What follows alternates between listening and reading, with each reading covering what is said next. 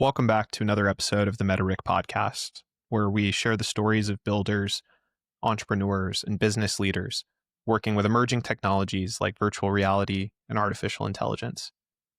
In today's episode, we're going to be sharing the story of Devin Marble, the director of marketing and channel partnerships from VR Patients, which is a company that provides immersive simulated training scenarios for medical industry professionals like nurses so they can get more hands-on experience before going out into the workforce, better preparing them to be successful, limiting mistakes, and potentially saving many, many lives.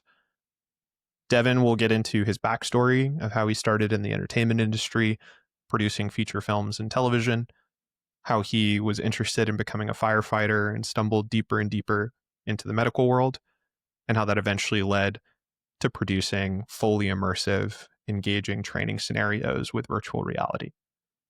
And with that, here's the story of Devin Marble. Away from home, although connection feels so strange.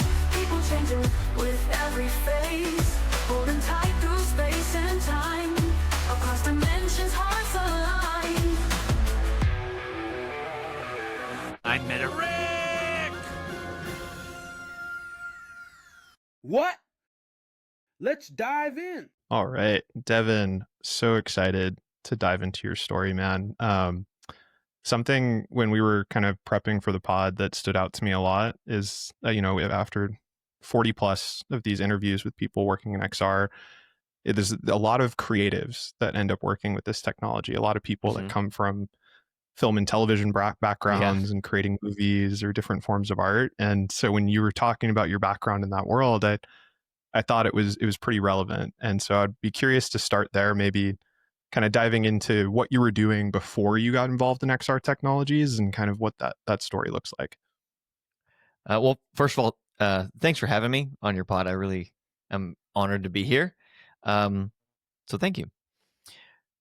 You know, when I first got started, I don't know, when I was young, I wanted to be a veterinarian. And then I was told at a young age that I wasn't really, I wasn't smart enough for it. I didn't get good enough grades. So I went into like theater and I kind of took to it like a fish in water. That landed me in Los Angeles. I was in LA for 10 years out of college, and I was working in film and television. You know, I started out changing out the toilet paper rolls on reality television sets, and I was writing scripts and I was acting and I was just going to town.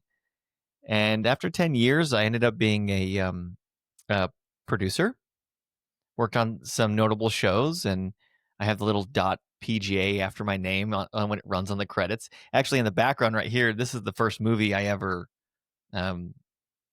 filmed, produced, and sold to international distribution. And then I ended up a television host, and I just didn't feel like I was helping anybody but myself. I wasn't serving any greater good. And I think I realized that I chose a way harder career path, right? If I had gone to school and had been diligent and really tried, I could have gotten my veterinarian certificate, and then or my license, and then I could have been a vet. But it doesn't matter what degree you get. You don't get to be famous. You also have to get struck by lightning.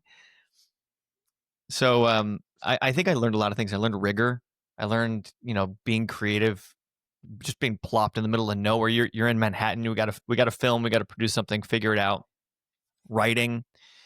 I know what it's like to be stabbed in the back and having thick skin. How to climb a ladder. But when I decided that I wanted to go back to my roots, my core of what I wanted to do when I was younger, which was help people, I got into medicine, and I started as an EMT. I changed my whole career, married my high school sweetheart, moved back to Tucson, Arizona, where my family's from, and started working on an ambulance, and immediately recognized that I did not want to run into a burning building and become a firefighter. And when I delivered my first patient at a hospital, I wanted to know, that was the moment. I wanted to know what happens to that patient. Is he going to be okay? It was a guy. I dropped him off.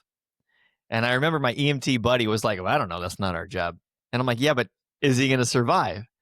He's like, I don't know. But the techs, the EMT techs that work in that emergency department, know more than the paramedics on our box. Now, that was anecdotal. I'm sure they don't actually know more, but he was speaking to just an intense, deep domain understanding by being immersed in a clinical environment and working with doctors, working with nurses, working with radiology, working with respiratory therapists, and just seeing hundreds and hundreds of patients. And so I'm like, that's where I want to be. And so that's how I got started in medicine. I started working in the hospital, and I was a paramedic in the emergency department. I worked in every single unit, by the way. When I started at the hospital, I started as a behavioral health tech because the hospital had a certain protocol. They had never hired an EMT to work like in the units. And so I started as a behavioral health tech, then a patient care tech, and med surge, cardiac, ICU. Like I was in the float pool. And I worked in every single unit for a year before I got into the emergency department, where I was the lead medic. And then I started teaching at the community college as faculty. Then I got a job as a clinical genetic researcher, and I was doing all the jobs. I was pulling shifts. I was teaching at the college. I was doing clinical research. And I was like, I am going to be a doctor. And then I realized my kid's going to be 9 before I get out of residency.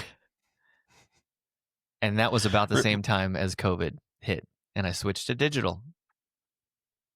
So there's a moment there that I think is really interesting because the creative world, like getting involved in production and film and television, that's a heck of an undertaking, right? And to see success in that industry it's a very low conversion rate, and it takes a grind and a toll to get to a place where you have success in that world.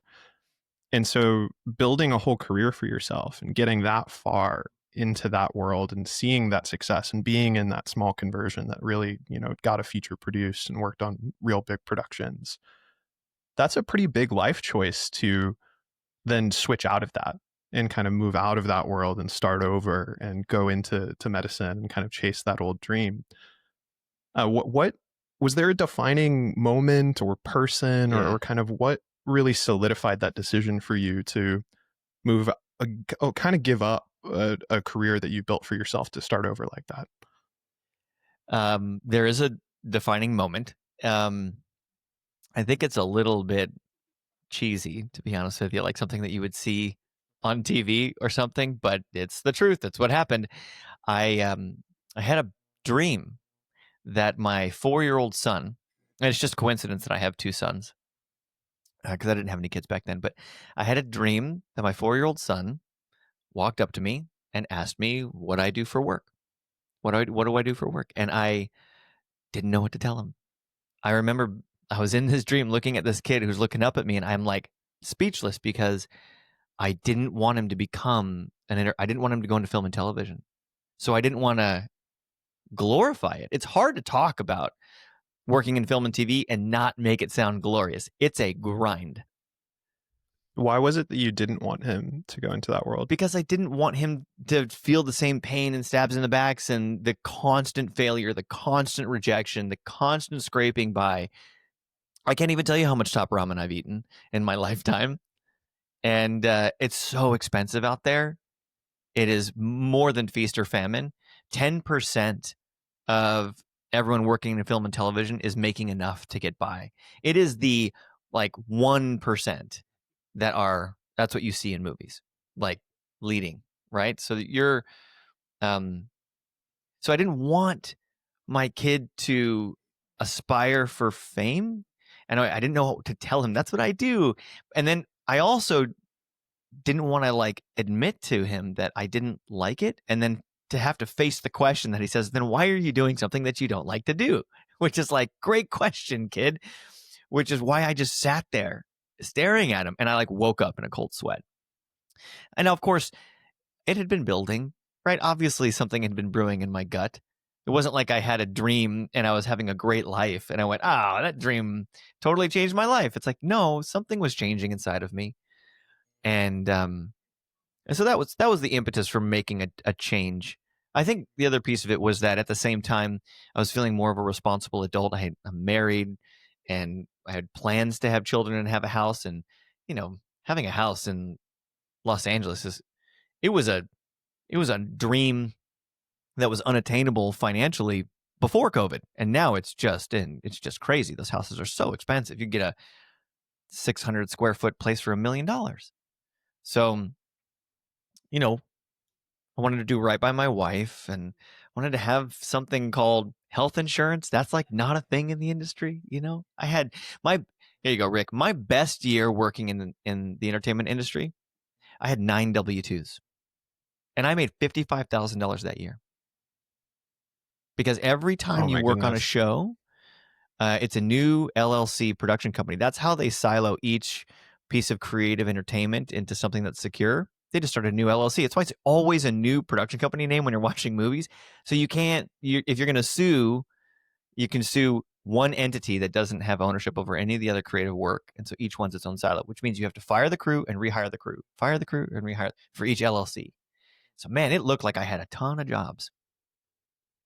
Anyways, I just wanted the security. Kind of messy, like from an admin perspective. It sounds like a nightmare, and it's a far cry from medicine. So you have this call for stability. It sounds like one piece of it is something that's a little bit more predictable. Your values have changed, right? Like once you find a partner to build a life with, and you have that want to raise a family, the type of career path changes because your values are different. Like you want to build a different life for yourself at that moment than you did maybe 10 years before. And so as you go through this transition, I know you had this dream of like being a veterinarian as a kid, and that there was like that something lingering probably in the back of your mind from that. But was that the first idea that came up right away? Because when I think of stability, there's all sorts of jobs or kind of corporate commercial paths you could take. So what was the journey like to say, okay, now I want stability. I want this different set of values for myself. What happens next to kind of find that transition?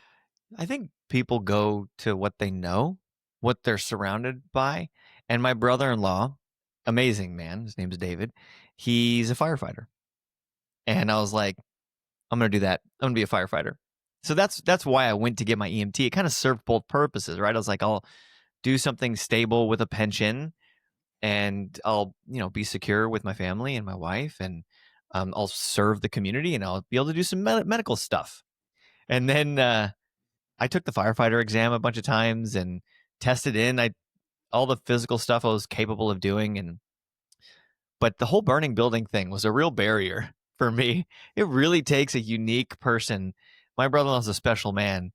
You meet a firefighter at the grocery store while they're on shift, shake their hand, thank half them. The firefighters I know are like former All-American rugby players and stuff like that they needed another way to get that adrenaline rush in while also helping people. Well, and firefighting's different today than it was 50 years ago. Buildings are safer. And so 80% of the calls that firefighters get are medical calls.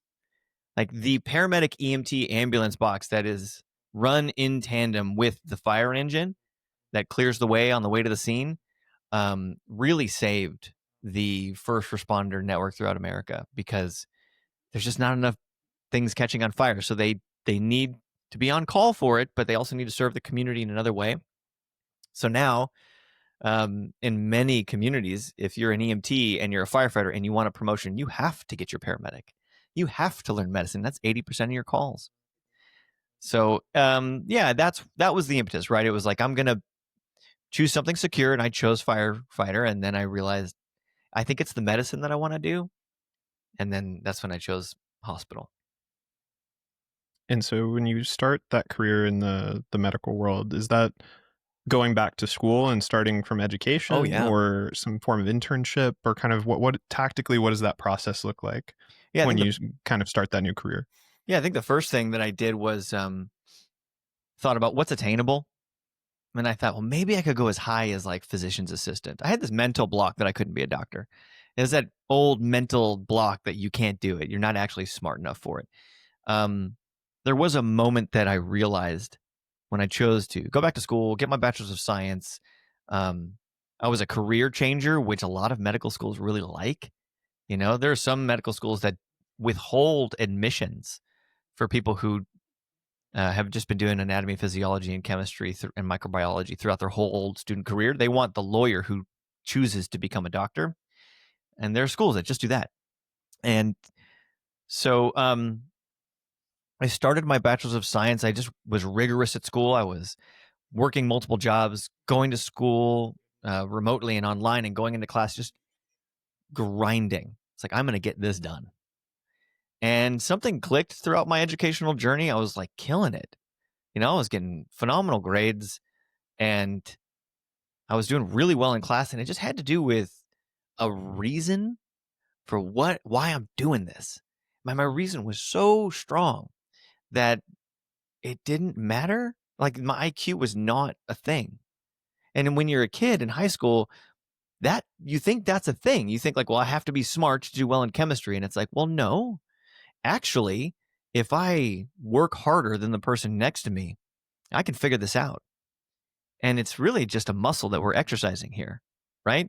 And football players don't take dumbbells onto the field, but they work out with dumbbells, right? It's the same thing with math and chemistry. You're not going to take your chemistry periodic table to a patient's room, but you do need to exercise that muscle and then apply what you learn later when you're treating a patient. Man, that was just the whole idea of like work ethic and just really grit. That is what I learned when I was in Los Angeles, was grit. And when you apply that to school and then you apply that to healthcare, man, you can fly. And that's what I did. I mean, it was 4 years and I was ready to apply for my med school application. It was a big moment when I chose to cancel it in 2020 when COVID hit. And I went into this whole immersive virtual reality space because I was hot on the trail, baby. I was going right at medicine. Yeah, it's pretty incredible that like just the timing in life as we experience new things, how that can shift our perspective on what we're capable of and what we want. So like as a kid, not having that mindset, like thinking you just can't do it, so you don't choose that path. And then the shift in your values, but also that gaining of grit and that understanding that, hey, I've worked pretty hard in this other industry and found a way to make some things work. Maybe if I apply what I learned there, I can make it work here too. Like that's pretty cool. Oh man. All right. I'll tell you a couple of funny, interesting anecdotes. So I was extremely practiced at content marketing, digital producing. And the medicine was what was the real rigorous lift for me. And what happened was every job I got when I was working at the community college and I was teaching the paramedic course, the director of the educational course said, how do I increase our students' success rates without increasing their butt in seat time?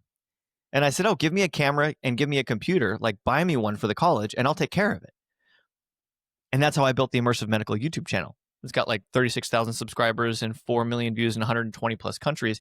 And it's all free medical practice education stuff. And so what I did was I produced it, right? I put all of the educators on camera doing the skills the students are going to have to do. So when they're on shift, they could watch videos, right? This is 2017, 2018, 2019. They could watch videos of what they are going to need to do when they come into class. And when they come into class, that's the instructor they saw in the video is now standing in front of them. It was extremely relevant. Boom. Pass rates went through the roof. And it was all asynchronous and free. That's why it took off, right? Globally. So that happened at the college job, right? I was there to teach medical stuff and they're like, can we leverage some of your media background? And I was like, sure. And then when I got a job in the emergency department, I had the clinical director come up to me and said, hey, can you create a 360 immersive patient experience video from the lobby through triage into the bay? And I was like, yes, I can do that. Because the community college had a 360 video camera. And it was like, hey, you're here to treat patients. Can we leverage your media background for some stuff? And then it happened again when I was a clinical researcher. I was working for the NIH at the University of Arizona working on the precision medicine initiative. I was a front-end clinical researcher, like teaching people about genetics and then enrolling them and like poking them and drawing their labs and then spinning them in the micro lab because research is something you need to do to be a doctor, right? I had made a choice. And of course, the college was like, hey, we hear that you've got a media background. We need to train all of our clinical researchers across the country to do things the same way. Can you help us with our communications? And I got promoted out of research into communications. And then it happened again. The company that had built the application for the genetic research platform heard about this guy in Arizona at the University of Arizona who was doing this video education stuff with the Mayo Clinic, and they're like, hey, can you come over here and this tech company and build an LMS and do this at scale? And I said, yes, I can do that. I'm trying to be a doctor, by the way. And I just keep getting pulled and pulled. And so when VR hit, I just stopped resisting the digital pull. And I'm very privileged to work in a space where I still get to exercise some of the medical muscle, because I really enjoy that, and it helps people. And I feel like if I can teach, like I can save one person's life in the emergency department. I remember the first woman's life that I saved. She had an anaphylactic reaction, and I poked her with epi, and she like came back to life. And I can help someone one at a time. But if I can teach 10 people to save someone's life, they'll each save, that's 10 lives saved at least. That's There's how a I few think about things- immersive. It's scale. Yeah, there's a few things in there that are interesting. One on the personal journey. Like, I think it's really cool how your background in this skill set just filled a natural void, right? Like, you didn't seek out to be the guy building the learning program for medicine and to get into immersive or any of those things. You had a skill set for communicating and telling stories and helping produce this content. And you had this passion and work ethic around this medical industry trying to become a doctor. And it just so happened that industry had this need that you Yeah. could fill. And so I always think it's really interesting when career paths take something like that, where it's just very natural, it's not planned, it's serendipitous, and you kind of fall into this role where you can offer a lot of real kind of tangible value. And to your point a second ago, I was actually about to go in that direction too, where it's Sure. even in 2D content, like video content, Mhm. being able to scale the storytelling so that people have more access to the information, more access to the experts, is a huge game changer for education and has been for the last 10 to 20 years. I remember when I was in college, most of my learning wasn't from going to class and getting lectures from my professors. It was from binging talks at Stanford on YouTube and talks at Google and like TED Talks. And just like most of my education at 18 to 19 was on YouTube. It wasn't from my university. And so within a university, if you can create this kind of content resource and leverage all the academic research you're doing and these great professors and give them that digital medium to scale their stories and their lectures, you can help way more students level up. And, you know, maybe I don't get pulled into medicine, but someone else watches that lecture and then does, and suddenly they're interested in that thing they never would have done before. Yeah. But then that elevates, right? So video content's been around for a while. Mm-hmm. The next step is 3D simulation and moving from consuming a professor talking at you to giving you the ability to actually experience and run through the simulation yourself. What was your first experience like with VR or with XR technology in general? Was that from an opportunity in the space, or did you have a chance to try it before you started working with immersive? I had a chance to try it. I was a consumer of it. When I was at the community college teaching, after I had built the YouTube channel, the question continued, right, to push that. Well, how do we push this further? How do we continue to increase their competency? And I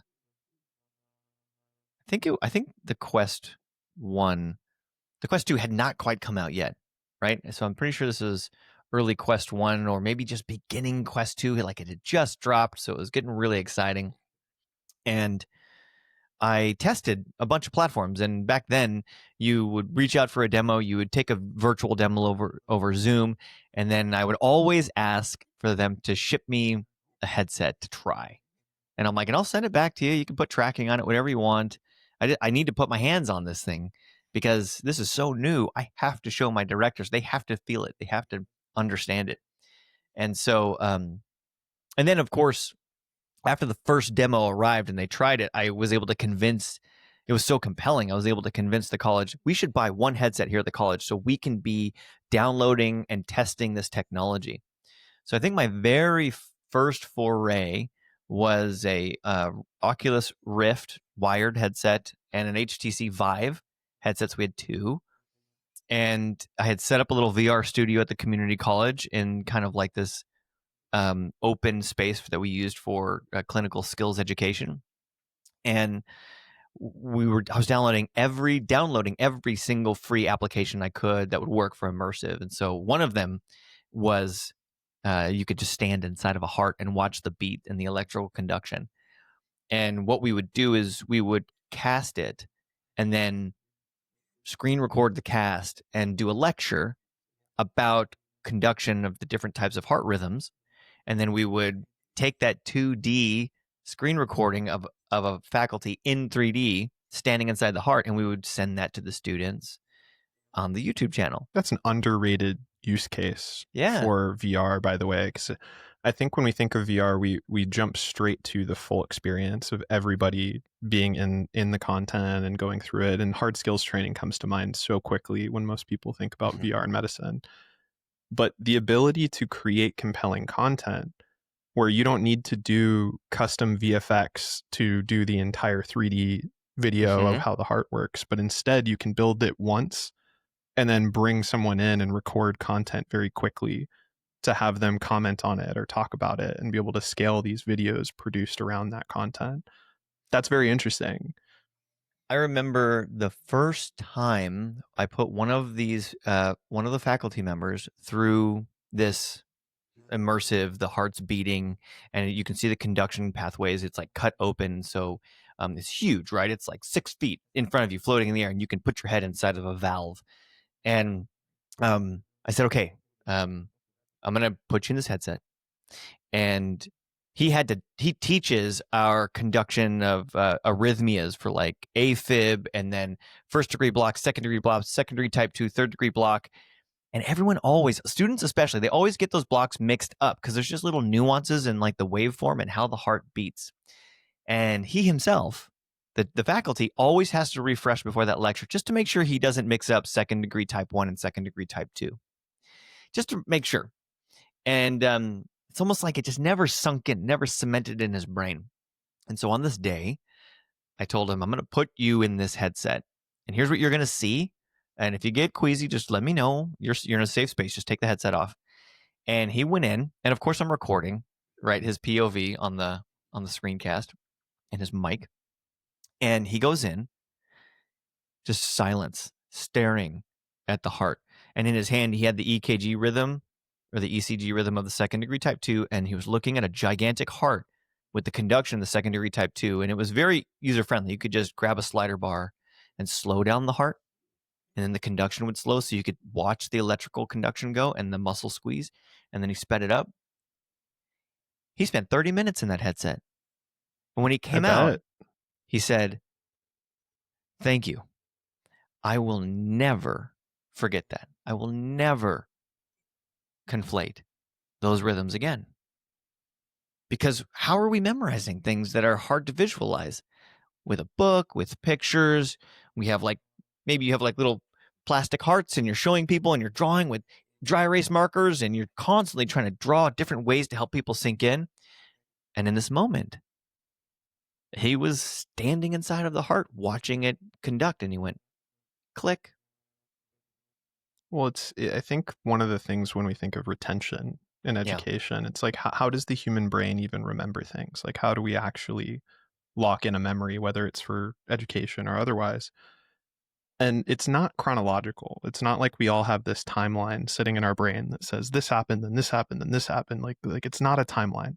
Yeah. It's associative. Like we associate things to each other, and then it creates this kind of simulated reality in our head of what we've been through and what we've experienced. And so when you can associate the feeling that you have to the course materials, to the action of moving the slider, and you can start to combine all these different little signals, it just locks in. It's really hard to forget something like that. Yeah. Versus when you read it in a textbook and there's just like a little 2D graphic of it, it's okay, but you've seen 1,000 other 2D graphics before, and you've read 1,000 other chapters in textbooks, and it doesn't lock in anywhere near the same as going into the actual piece of the human body and experiencing it. And that was just one headset and one teacher. That's one headset, one teacher, one simulation. Yeah. And I'm sure, and I like that when you talk about the story, by the way, like one of the focal points of it is the actual professor's experience, right? So you kind of championed and evangelized this technology and believed in the impact it could have, but then that professor reacting to it that way and locking Yeah. in the information like that, that's why it's important. That's why it's worth scaling. That's why it's worth taking to another professor and actually using it, is because of that result that came Mhm. from it, not just because it's a fun or cool thing to do. And so this is where I get curious. So you've got this foundation you've built for yourself in producing content and a passion for the medical industry, and you've kind of merged those two worlds now, and you've started dabbling in kind of elevating that with XR. Where does virtual patients come in, the work that you're doing now? Maybe you could talk me through a little bit of your current role and kind of Yeah. how you ended up there. Sure. So VR patients, that's where I work now. That was the company that I chose when I was a customer at the community college, and we were sourcing different clinical simulation platforms. That was the one that I went, this is going to be the one that works for our needs. I think it really was born out of the fact that it's an authoring tool. So what we needed to do was create simulations that met our curriculum needs. We taught a certain way. And so when I became a customer of theirs, was a heavy user, and then I was just sending them ideas like crazy. I was like, hey, you should do this. Hey, you should change that. I was sending them video recordings like, did you know that you could do this? And I remember one day they called a meeting with me. It was a remote meeting, and I go into it and I don't know anyone. All their cameras are off on this Zoom. And this is years ago. And I've been there 4 years, going on 4 years now. And the meeting was like, Devin's going to tell us what's wrong with certain things on our website or in our videos or whatever. And because I was being so vocal about how come you don't have anything on the website that shows the VR POV of what this system is. It's kind of, when people come to the website, you should show them immediately. They should know in the like 2 seconds. Holy cow, look at that. That's what this is. And the conversation shifted. It became, well, would you like to do that for us? And I said, yeah, absolutely. I would like to do that for you. And so I started as a contractor. They hired me as a contractor, and they gave me like some really baseline key metrics to hit, right? It was like, you're gonna help make this look easy, right? You're gonna produce the content, and we want to reduce our bounce rate on our website. We need people to stay on the website. And so that's what I did. I was this contractor for a little while with them, less than a year, I think. And I reduced the bounce rate. So I produced a bunch of content. We made some changes to the website, did some SEO stuff, all of these things that I was super practiced at. But I was able to produce these like contextually medically accurate videos because I was also a clinician. And we reduced the bounce rate from 72% to 3%. And it just stayed there. So people were staying. And it's like, okay. What do you think the Yeah, What go do you ahead. think the biggest impact was on that? So was it visually the way the story was presented with like the layout or the visual content on the page? Was it the copy? Like, where do you think turned the needle the most to keep people on the site? It's the visual content. When someone is interested in or thinking about or just starting to engage with something immersive, they need to see immediately what the thing is, because otherwise it's a black box. This headset that's right here behind me looks cool, but I don't know what it looks like if I have never put one on. And so I can make some assumptions. Oh, it's a gaming system, right? I think But you got to show people right away, this is what you're going to see. This is who you're going to be. This is who you get to be. I think that's one of the biggest challenges in the XR industry for companies building software applications or providing services like agencies that build experiences in VR, is trying to explain what it feels like Yeah. to someone who's never felt it. So someone who's never put a headset on before, the headset might as well be a brick to them because they just haven't worn it and looked through the lens and seen a VR experience. It doesn't always translate super well into a video recording or screenshots. Sometimes it looks very different than it feels when you're in a fully wrapped immersive space. And so that's a big challenge I think a lot of companies struggle with. What was your approach to try and communicate that and kind of share that story with someone who's maybe never put on a headset before?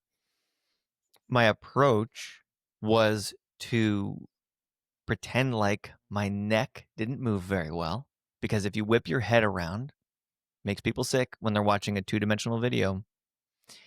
And to start stepped back, far back, and slowly walk in towards, in this case, was a patient, a person, a sick person was there waiting for you to take care of them. And all around you is what you would expect to see in a hospital.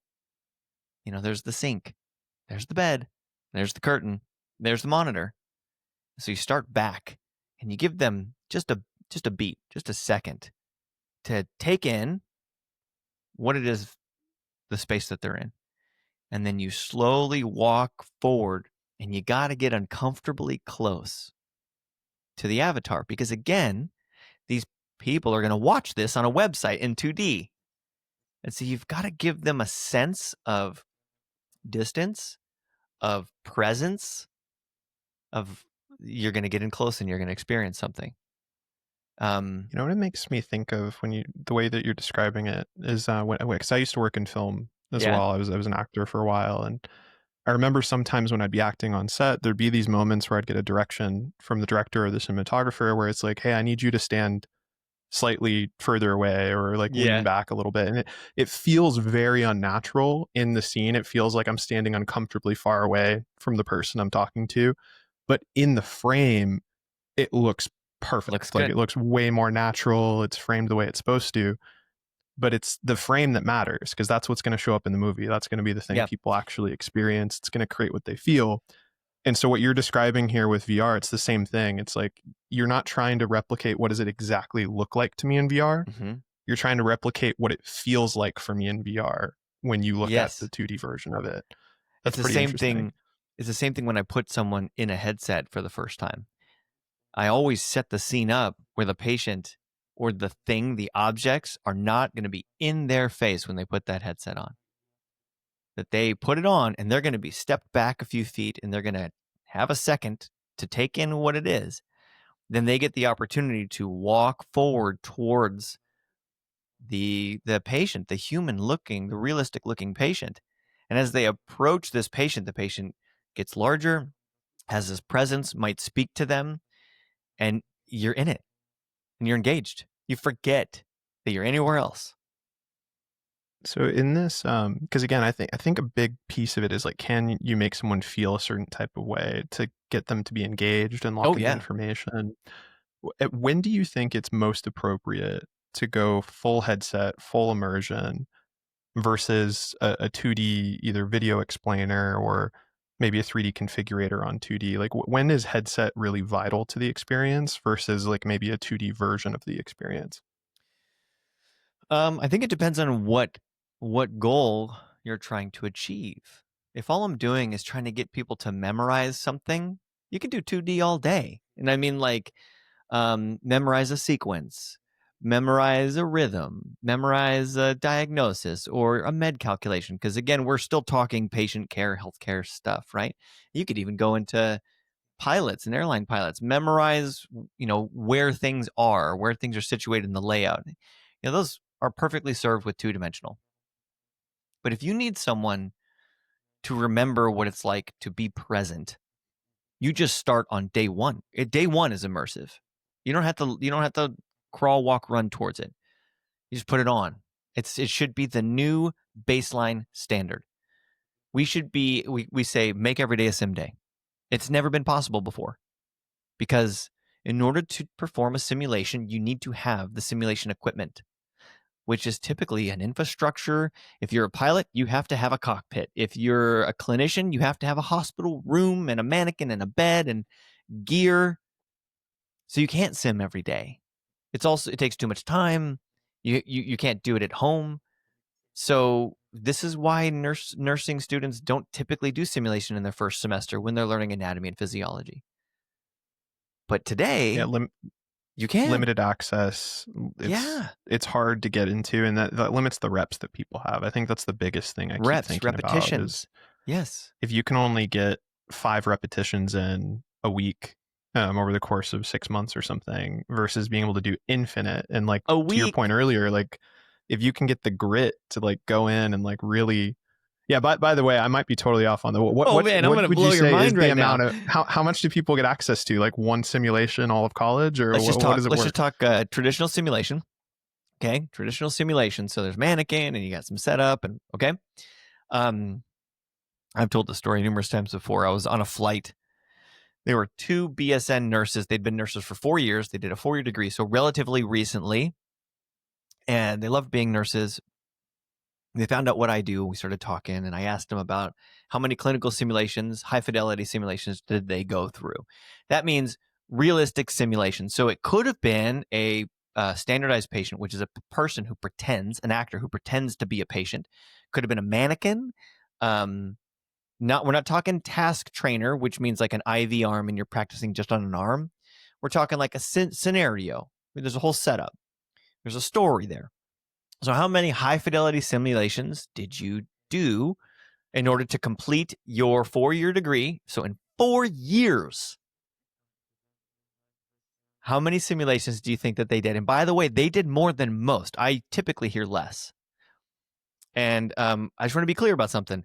This does not mean that they were the team lead during the simulation, which means they could have been an observer, right? They could have been, because you got to group students around a mannequin, because only like 2 of them max can actually do something to the mannequin. The rest are kind of taking notes and watching, and then they rotate.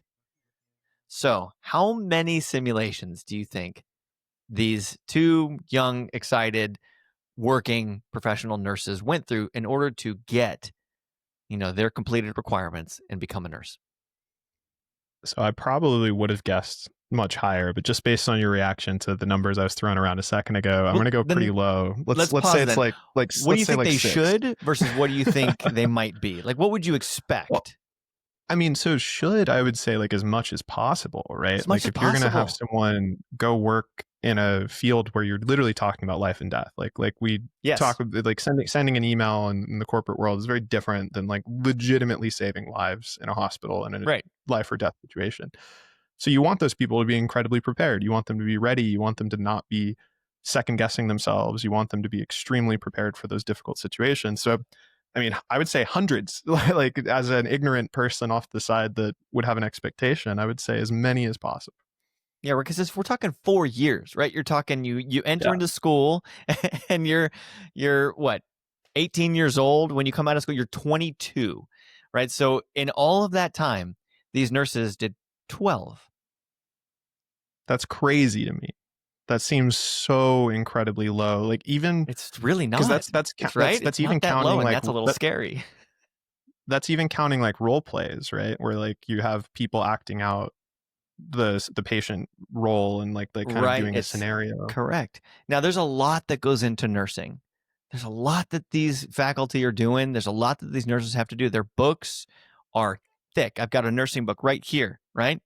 But their stacks of books are 2 feet tall of books. There's lots of theory, lots of memorization. This is my right here. This is just medical terminology. I have another one that's just drugs. Like this yellow one right here is just drugs. And there's a lot of didactic lecturing, lots of theory. And then there's tests, written tests, there's communication tests, exams. There's so much. Let me ask you this.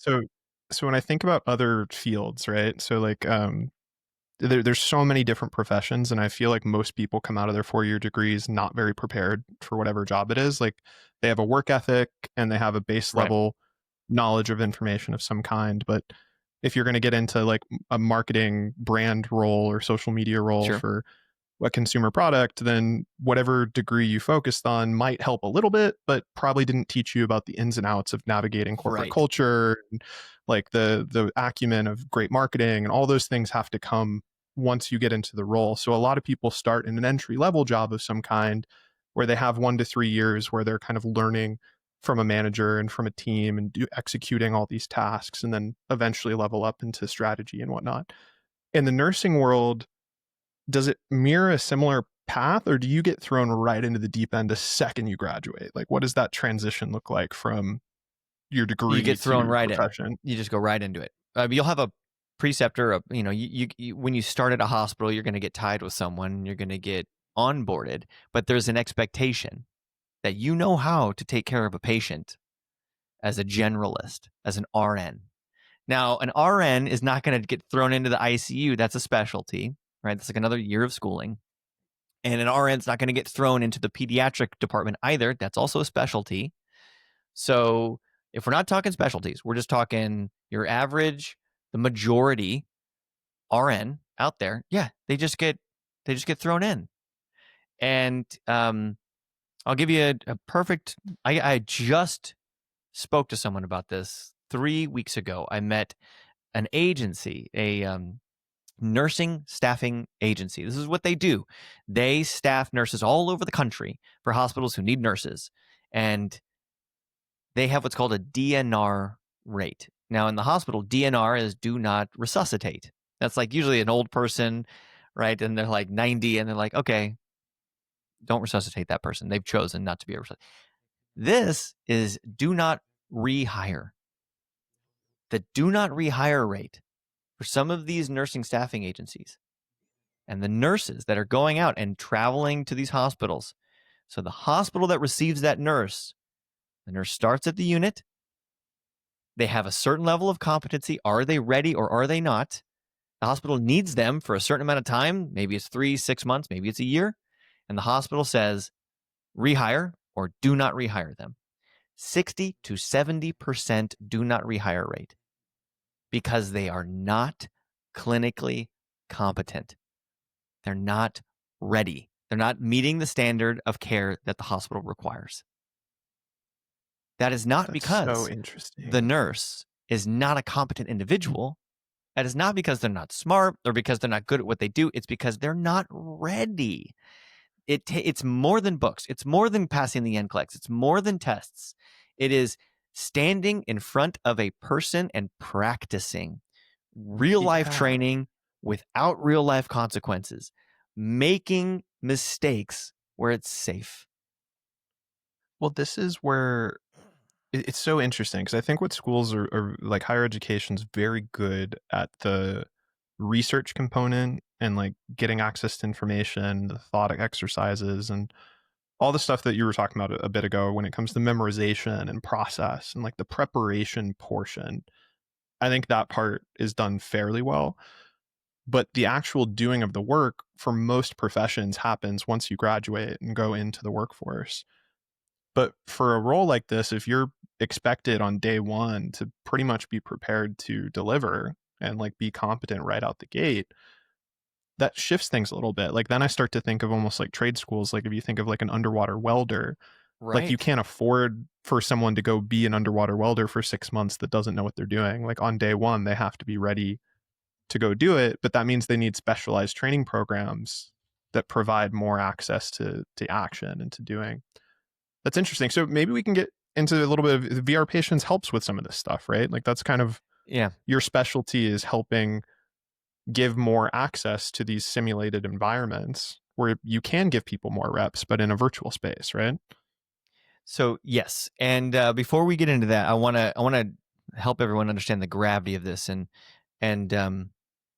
there's a study in 2016 published by the patient safety experts at Johns Hopkins. I had to look it up really quick so I make sure I didn't mess up. And the study was published in the BMJ. It suggests that medical errors are the third leading cause of death in the United States behind heart disease and cancer.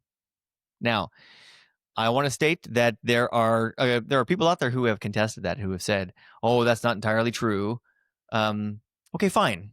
It's the fourth leading. It's the fifth leading. It shouldn't be any leading cause of death, because what that suggests is that we have control over those deaths.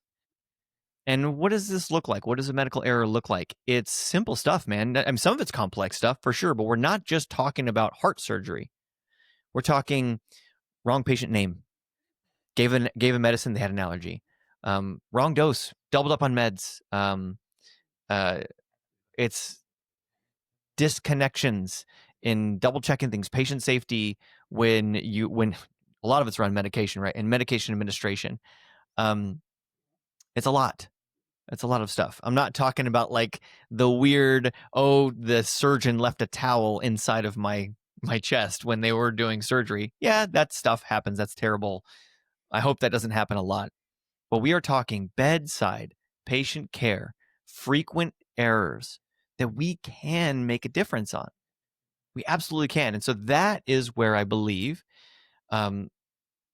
products like VR Patients can make a significant impact, because the students that are using immersive virtual reality, mixed reality, and with artificial intelligence, patient interactions that feel like real human interactions, and they're using that frequently throughout their course curriculum, and in 4 years, they do graduate with hundreds of high-fidelity simulation practice, including the 12 that they had to do in person with their mentors, with their faculty. Keep doing the ones in person. Let them make mistakes in the headset all the time. Let them come in with questions because they tried something. New questions about the patient care and the mistakes that they've made. I want that nurse to take care of me. And we're seeing incredible results. We're seeing school, the largest community college in Portland, Oregon, or in Oregon, it's Portland Community College. The students that are using VR Patients throughout their course curriculum over the 2 years, when they get hired by the agency, they are becoming solo providers 2 to 3 weeks faster than students who didn't. That means that they're not tied to a proctor as long, that they figure it out. They go, oh man, this guy's or this girl's competent sooner. Let's let them, they're on their own. They're good. We don't need to tie them to an expert anymore. Let's get the expert back out on the field. That means that community gets a competent healthcare professional sooner, and we have a shortage. That also means full wage compensation sooner for that new hire. It's I think good. I think the value is painfully clear, right? Like, I think anyone, and this is one of those problems that's relatable to literally anyone, right? Because whether you have ever experienced having a medical issue yourself, or a friend or a family member, I think it's in everyone's best interest that we have a very productive and efficient healthcare program that has competent people taking care of us. I think that all of us want that. That's pretty universal across the entire world. Like, that's something everybody wants. But as far as like tactically how you go about that, so, and I keep saying the word tactical, but I think it's nice to get into the weeds of it just a little bit. So VR Patients is a authoring tool where people can kind of create these simulations that let the nurses go in and get those reps actively. How do most of the universities that work with you find you, and what does like a typical customer journey look like once you engage with a university from kind of beginning to end? They'll find us through numerous touch points. So it'll be something that I post on social media through our company or through my my LinkedIn account. It'll be thought leadership that we put out there, free education that we put out there, curriculum advice, integration advice. They'll engage with some piece of content, and then they'll end up at our website, and then they'll click request a demo, and they will fill out the form, and they'll be on a journey with us. And they'll start to engage with, what problems do you have? Is this the right thing to solve those problems? Because that's really what we want to do. We want to solve problems for the schools. So if the school doesn't have a problem with competency and they're producing twice as many students as everyone else, like keep doing it. Don't change what you're doing. That's not what we are seeing out there. They do need better tools. Another way that they engage with us, they'll bump into us at a conference, or they will actively be hunting for something at a conference, because it's no secret that the immersive wave is here. It's coming for nursing. The accrediting bodies are trying to define what virtual simulation means, because now that includes screen-based and immersive. There are states across the country that are starting to define what percentage of your clinical simulation time what percentage of your clinical hours can be replaced by simulation time, so we can get you graduating sooner. And some states, it's up to 50%. They say, okay, we need you to get in the floor sooner, become a hospital nurse sooner. So, I'm going to make up some numbers. Let's say you need 100 hours. It's more than that. It's probably like 600, but 100 hours of patient care time, 50% of them can be done through clinical simulation, high fidelity simulation. And so you want that 50% to be the most robust, the most realistic, high fidelity simulation possible. So that way it is as close to reality as possible. So when they hit the floor, they are ready. They are confident. They are comfortable taking care of a patient on their own. They are ready to be a professional. I think that's what the headsets are for in workforce, right? When we say enterprise workforce education, you put one of these headsets on, you can play games, but you put one of these headsets on, you can also see what it's like to be a professional and then try to be that professional in a non-destructive environment. That is extraordinary. It is a democratization of professions throughout the world. We want that for nurses. We want first-year nurses getting a hang of asthma while they're learning about the lungs and oxygen during their first year. And I think a big bottleneck to get there that a lot of universities face, a lot of big companies face too, and it's part of what's held back some adoption of XR over the last 10 years is creating the content. It can be a big lift. Oh, sure. Right? So like creating the 3D assets, creating the steps in the process, the simulated environment. Now with AI, like training the AI role play and having the patient be able to respond back to you, and all these different scenarios that go into telling the story so that the reps are as lifelike as possible, the repetitions are as lifelike as possible. That's a big bottleneck. And I know some universities invest in kind of building out their own simulation entirely from scratch and creating like their own VR app, which is a huge lift. It's super, super expensive. And so these out of the box tools that kind of give you a baseline can help cut down on the time and the cost to get from no simulation to something. Does VR Patients have basically a lot of preset simulations that you've created? Or how does that work exactly? Like they obviously it creates the environment and everything, but there's infinite medical circumstances that could happen, right? So I'm imagining it's pretty challenging to create all these different scenarios. It would be challenging. It would be if we hadn't made an early architecture choice that from the day one, we were going to be an authoring tool that is drag and drop. Everything we do in VR Patients is geared towards saving the educator time because they don't have it. So it has to be easy. It has to be user-friendly. VR Patients does come with content ready to go. People need to start on day one. So there's like 35 clinical simulations that come in VR Patients from the start. And there's about a dozen that are your average patient. So this is an asthma patient. This is a heart attack patient. This is a diabetic patient. And we call them templates. They're ready to run beginning to end. You could just run those simulations. They have stories. You just talk to the patient and you're off to the races.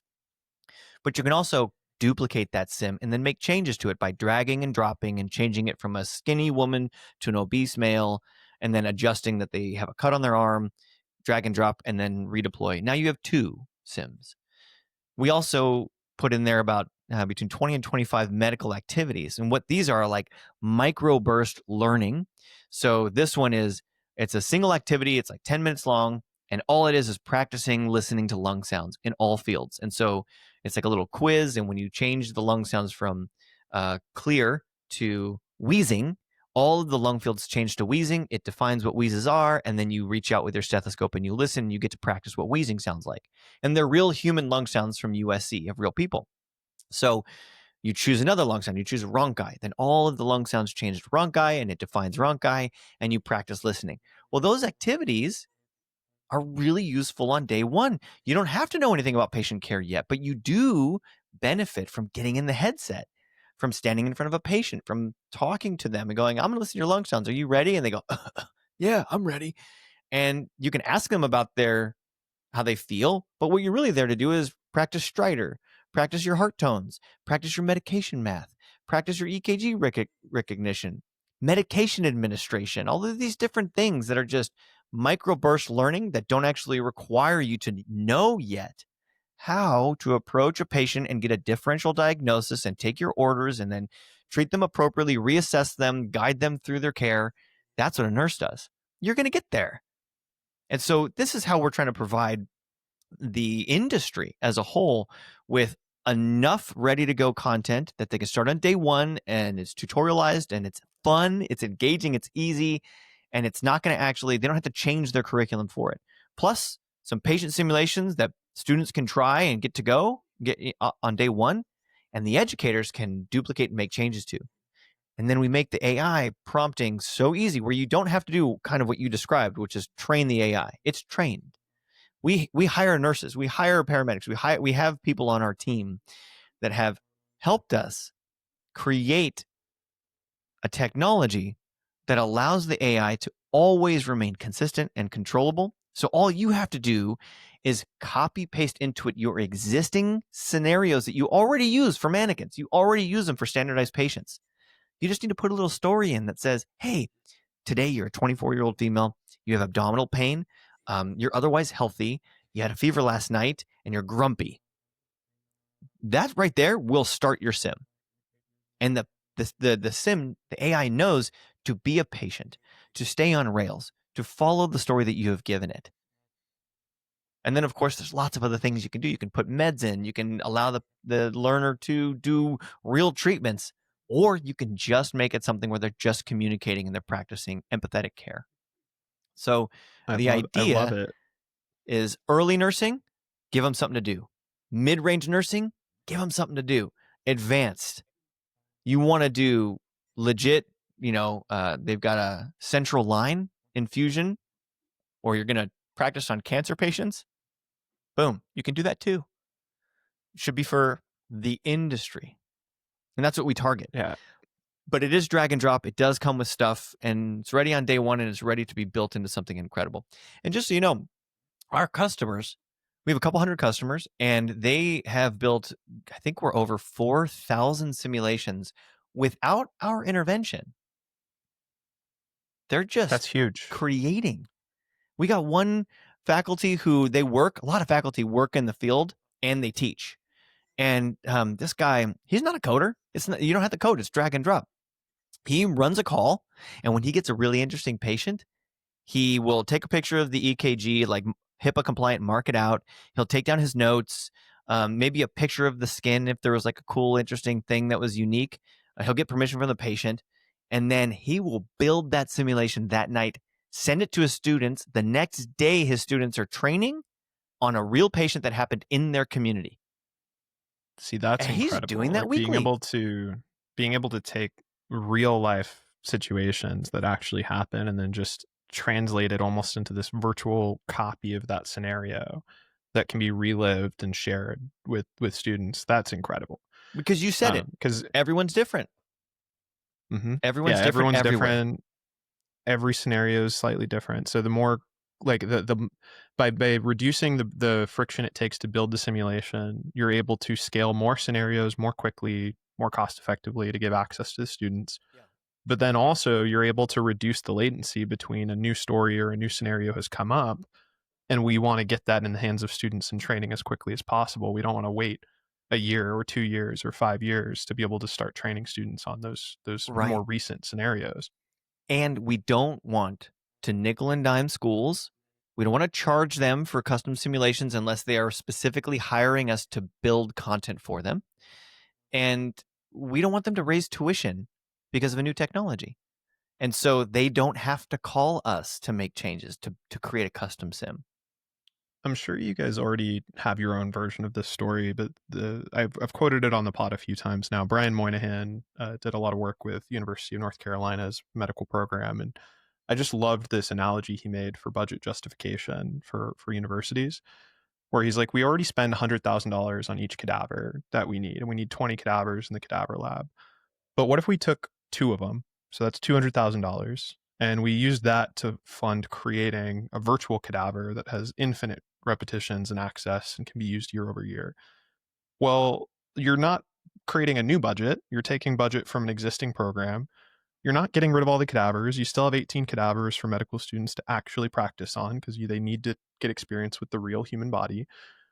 But you're able to then layer on this amazing tool to help students get more access, more repetitions, more practice. So that way, by the time they work on those cadavers, they have better questions, they're more prepared, they make Yeah. less mistakes, and then they're able to be more successful. So I thought that analogy was a very good one and very relevant to the type of work you're doing as well. Super cool. Um, we're coming up close to time here, but there is one other thing I feel obligated to ask, because it is 2025 and the year of AI agents and automation there. So you alluded to it a little bit with like Sure. AI role plays, but I have to ask, Devin, and the work you're doing either with VR patients or what you're seeing in immersive medical, any thoughts on where AI can have the biggest impact, or your thoughts on where it'll be used in the space? I mean, I think just separate from simulation, AI is going to cure things. It is just going to really solve some problems for us in healthcare and medicine. I think it's actually one of the most important things about open source AI like Llama, because if you democratize the knowledge and the power of AI, well, then it can't be gate kept, right? If a cure is found, um, you know, I don't know, fill in the blank drug company can't keep it and say, well, cures don't make us money. Sick people make us money. And so we're only going to sell the medication that treats the symptoms. We're not going to sell the medication that cures it. We'll be out of business. You can't gatekeep that if you democratize the AI, the power, because you, Rick, might discover a cure, or, anybody anywhere in the world might discover something. So I think that, when we used machine learning to decode the genome, this was before GPTs and LLMs.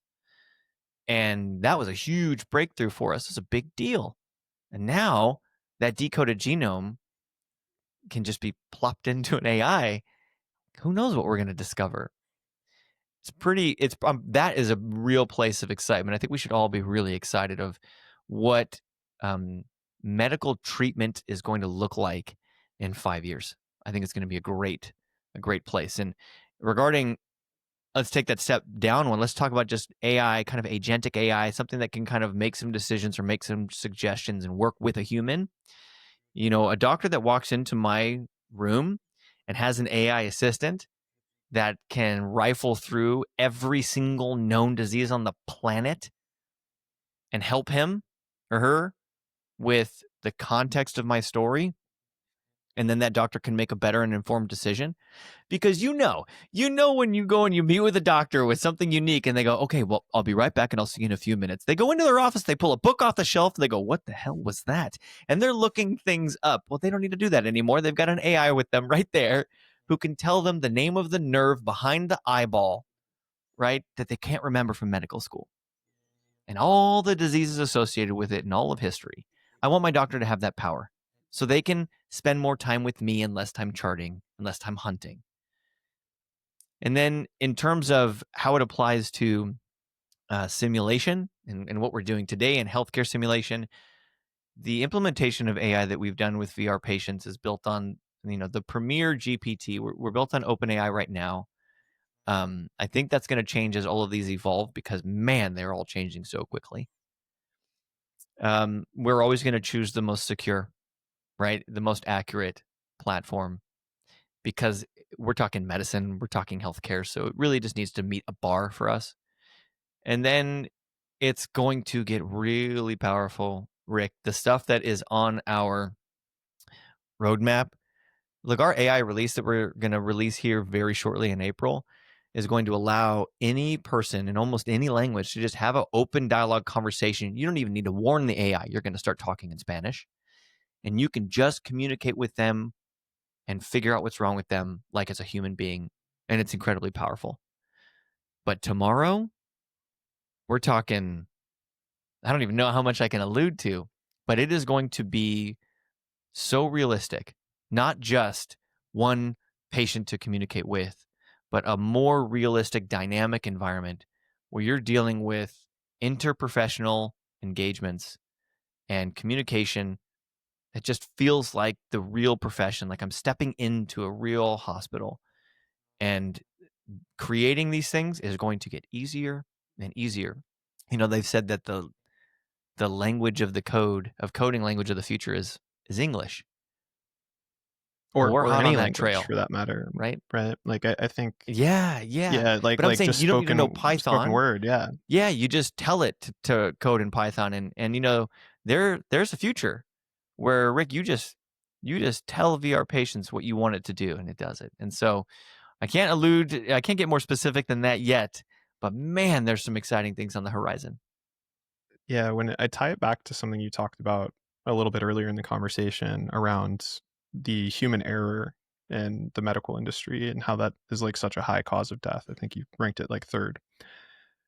It makes me think back to this keynote I saw at Virtual Medicine in Beverly Hills, where one of the things they brought up right away was that we're not very far from it being malpractice to not use AI in Right. diagnosis. Like it's getting so good to that point where if a doctor were to not use it, it would be considered illegal and like not in the best interest of the patient. That is just how good this stuff is. And because you're in the education space, I do have just one more question. We're Sure. getting close to landing the plane here. I saw this video recently that got shared from people that are friends of mine that do not work in XR or AI. And so whenever something related to this sparks the interest of people outside the bubble, it always gets me interested and makes me double down on it. And the video is this girl expressing the the frustration of students with the balance between learning things versus having the easy route of using AI to do the work for them. Mm-hmm. And how one student would use AI to write all their essays, and then their friends would write the essays themselves. And then a year went by, and all of their friends got smarter, and they felt like they weren't getting I any heard smarter. this one. Yes. And it's just spread around. It is a very good breakdown. I'm forgetting the name of the girl. I think it's like Nat GPT or Cat GPT or something like that. But Mm-hmm. really good breakdown. I think she was very articulate about it. But I was curious what your take is on that, on balancing the use of such a powerful tool to enable these Yeah. professionals versus leaning too much on them and not being able to productively just do the work and get better themselves. Yeah. That was Cat GPT. You're right on there. Cat GPT, yeah. Yeah. So, we are making some infrastructure choices to really ensure that we keep the educator in the loop and also keep the critical thinking muscle of the learner in the loop. So, for example, when we get to charting, right, in Sim, it's not going to be AI charting.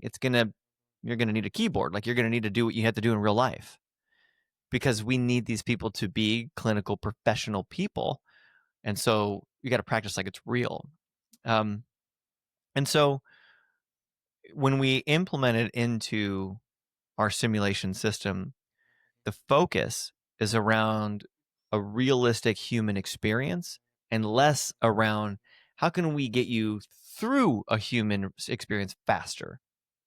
It's more about repetition of realism than it is about shortcuts to patient care. So, for example, if you ask we have guardrails up. If you ask the patient what their diagnosis is, it won't tell them. It'll probably be a little bit it'll probably be a little ornery and say, what are you talking about? You're the doctor or you're the nurse. You're supposed to know. So it's going to behave on rails, and it's not going to give away the answers. It's not going to tell the student how to win the sim. And that's important. So basically getting students to the point where they have the competence and the base knowledge on their own. And then if these tools become available to them in the workforce to help improve latency or get to the right decision more accurately faster, then great. But they need that foundation of competency first so that they can then use those tools once they're available to them. Yeah. Devin, this has been great. I think you have such a compelling and kind of interesting story in the space, and obviously very charismatic and good at articulating some of the things that we talked about here in the medical training world. I highly encourage anyone to follow your content and some of the articles that you're putting out on LinkedIn. I think there's a lot of interesting stuff in there. But is there anything that you want to plug, or where can people learn more about the work that you're doing? Oh, yeah. The best place is probably just LinkedIn, because we're a B2B. We focus on the education and enterprise market. So yeah, follow me on LinkedIn. It's just Devin Marble. And point some people to something. You know what? I'm going to plug something that's totally not connected to me because I think it's good for our public health. There's this thing called K-Health.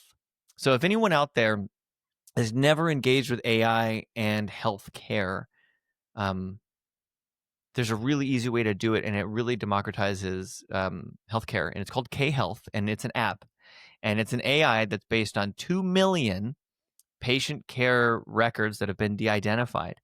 And you engage with the chat, and then it'll diagnose you. It's real. It'll diagnose you based on the 2 million records over the last, I think, 100 years, and then connect you to a doctor immediately over a video call.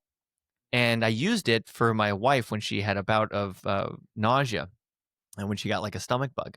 And I knew what we needed. I'm a paramedic. I'm like, I need her to stop vomiting. I know that she needs this particular nausea medicine. And so but it's not over the counter. So I need a nurse practitioner to give me the prescription. But I'm not going to take her to the hospital and wait an hour in line at the urgent care. Oh my gosh. And so I tried K-Health. I had a prescription in 20 minutes. And then that came with a follow-up call 2 weeks later to make sure that my wife was okay. The whole thing cost $70. Didn't have to wait at the emergency department. Didn't have to go to the urgent care. AI was used to diagnose. The AI diagnosis went to the clinician. And by the way, the diagnosis is not one thing. It's a percentage of likelihood of what the disease is based out of 2 million people. So based on your signs and symptoms and who you are in your history, 500,000 people had this, 200,000 people had this, 100,000 people had this. It's most likely that this is what's going on with you. That goes to the doctor. You get to meet with the doctor. You have an interface. Prescriptions waiting for you at the pharmacy. That's incredible. I had no idea that was already available. Yeah, actively something that you can already start using. You can already start using it. It's super helpful. So that's a great plug just for anybody who's like, oh man, I could have used that last week during flu season, right? And of course, if you want to see what VR Patients is doing, go to vrpatients.com. We're on YouTube. If you're interested in another podcast I do where I interview nurses and other people in healthcare, go to immersivemedicalpodcast.com and check me out on LinkedIn. Definitely check out his pod too. Devin was just telling me the other day that he's got a few of these where he'll actually interview someone while they're kind of on shift, like when they're in between, kind of on their break. So the authenticity of the stories that you're collecting there are pretty interesting. Yeah, I had a flight nurse that I was going to interview, and he's like, oh, well, I'll be home on this day. And I'm like, no, let's do it while you're on shift. Can you sit in the helicopter and just pull out an iPad and we'll do it? He's like, are you sure? What if I get a call? I was like, if you get a call, that'll be the greatest thing that happened on my podcast ever. So that's what we did. Just have to fly away in a helicopter. It'd be amazing. Yeah. I'll be right back. I got a call. That's so cool. I love it. Well, thank you so much for your time, Devin. Really appreciate it. And that's the pod.